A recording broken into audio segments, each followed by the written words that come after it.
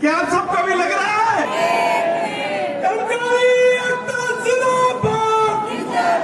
विजेंद्र धारीवाल जी, भाई ऋषि नैन जी, हिमाचल से मुझे गर्व होता है कि मेरा परिवार और मेरे रिश्तेदार आने वाले चुनाव में तुम्हारी पेंशन के लिए वोट करेंगे।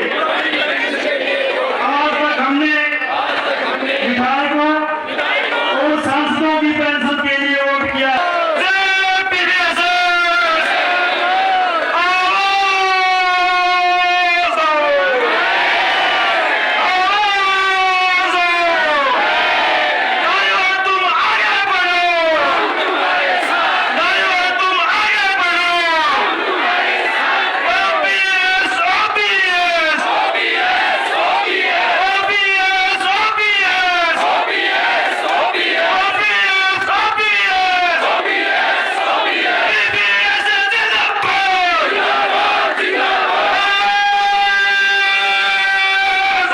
की बात है जो एमएसपी को लेकर, क्योंकि ये एक अंधाधुंध निजीकरण की जो और बड़े उद्योगपति समूह अदानी समूह को जो प्रदेश के बड़े बड़े बिजनेसेस सौंपने की जो सरकार की नीति है, वो नीति हम मानते हैं कि सरकार देश के लोगों के हित में नहीं है। इसी के अंतर्गत ये 3 कानून आए थे, किसानों ने लड़ाई लड़ी और वो कानून वापस लिए गए, समझौता हुआ, लेकिन सरकार ने अभी तक उस समझौते को क्रियान्वयन नहीं किया पूर्णतः से। जो एमएसपी की सरकार एक कानूनन उसको अमली जाना पहनाने की एमएसपी प्रणाली की जो बात थी, वो समझौता जो हुआ था, सरकार को अपने जो दिए गए अपने वर्ड पे रहना चाहिए।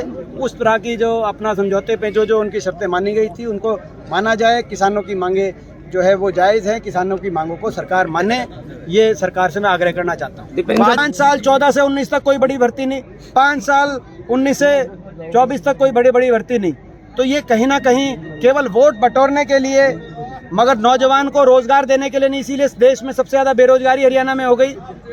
और जो बाकी जो लिस्टें आई, या तो भर्ती घोटाले हो गए 30, या जो लिस्ट फिर भी निकली जो बड़े पदों पे, उनमें हरियाणा से ज़्यादा हरियाणा के बाहर के नौजवानों को तवज्जो दी गई है।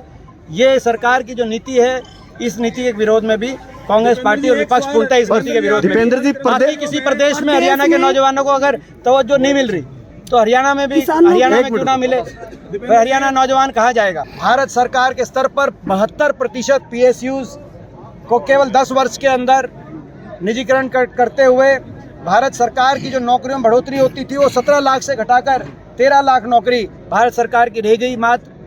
और दूसरी ओर फौज के अंदर अग्निपथ योजना ले आए, जो फौज में पक्की भर्ती होती थी, आज फौज में भी कच्ची भर्ती होने लग रही है 4 साल के बाद बिना पेंशन के वापस। तो ये कर्मचारी विरोधी चेहरा नहीं है तो क्या हरियाणा के अंदर भी 2 लाख नौकरियों को समाप्त करने का काम किया, सरकारी नौकरियों को समाप्त करने का काम किया गया है।